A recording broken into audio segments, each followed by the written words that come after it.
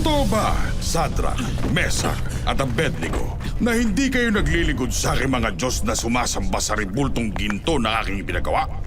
Bibigyan ko kayo ng isa pang pagkakataon para lumuhod at sambahin ang imaing ipinagawa ko. Kung hindi, ipahagis ko kayong tatlo sa naglalagablab na pugon! At sinong Diyos ang magliligtas sa inyo sa mga kamay ko?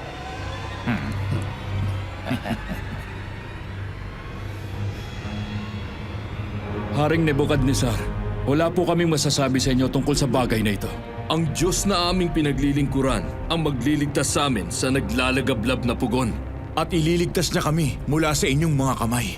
Kung hindi man niya kami iligtas, hindi pa rin kami maglilingkod sa inyong mga Diyos ni sasamba sa ribultong ginto na ipinagawa ninyo. Painitin ang pugon ng 7 beses sa normal nitong temperatura! Kunin sila! Ngayon din!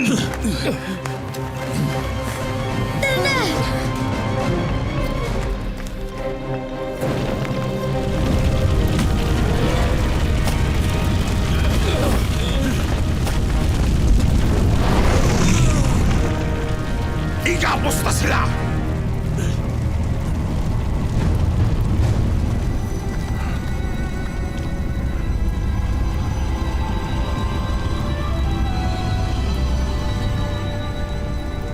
Hindi ba 3 tao lamang ang inihagis sa gitna ng apoy?